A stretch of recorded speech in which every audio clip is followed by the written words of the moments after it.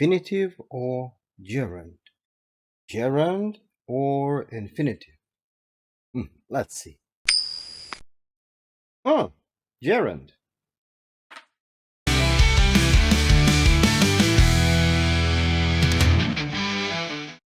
Hi, my name is Kirill, this is Uteachel channel, and you still cannot decide where is gerund, where is infinitive. So here we go, let's get into. And so, before we start, let's clarify what is gerund and what is infinitive. So, first of all, the gerund, that's the verb form, the verb with ing ending. For example, singing. And mostly, gerund answers the question what. I love what? Singing. Infinitive, that is to plus verb 1. And this is the original, initial form of the verb. All the verbs in English are in infinitive form. For example, to sing. An infinitive form in the sentence answers the question do what. For example, she likes to sing in the shower. She likes do what? To sing in the shower. So, the gerund in the sentence mostly works as noun. For example, I like reading. She loves what? Swimming. And mostly the infinitive works as a part of a predicate. He stopped to smoke. She started to read the article.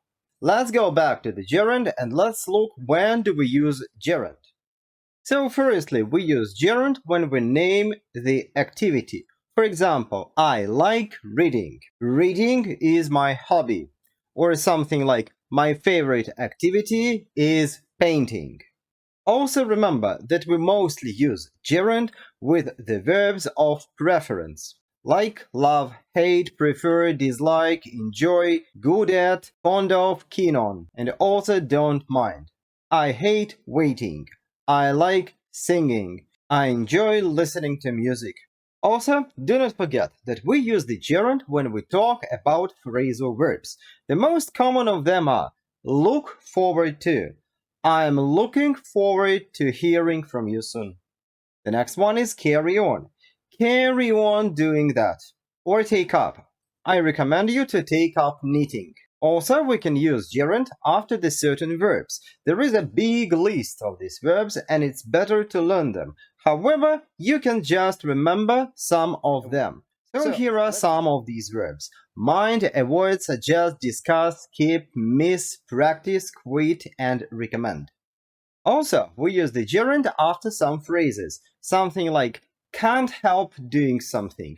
I don't mind doing something. It's no point doing something. It's no good doing something. It's worth doing something. For example, it's no good doing it. This book is worth reading. It's pointless pursuing this theme. I couldn't help laughing. And now guys, let's go back to infinitive and let's look how and when we use infinitive. So, very often we use infinitive after such adjectives like nice, good, sorry, happy, glad, etc. I'm glad to meet you. I'm sorry to disturb you. It's nice to see you. We use infinitive when we need to specify the purpose. He called me to tell me the news.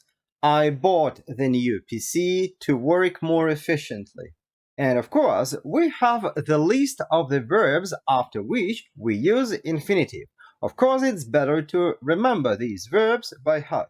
Such verbs are agree, promise, wish, want, know, hope, learn, prepare, ask, choose, decide, fail. For example, he failed to come on time.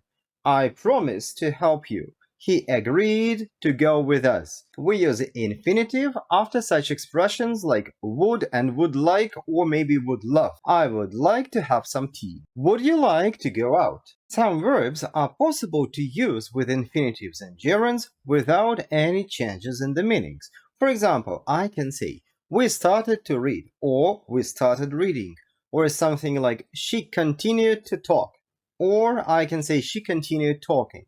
And both of these options are equal. However, some verbs really change their meanings when we use them with infinitives or with gerunds. The first verb to remember. For example, I must remember to buy some bread. I have to remember about this. Or I can say, I remember meeting him for the first time. It seems like I'm still remember this moment.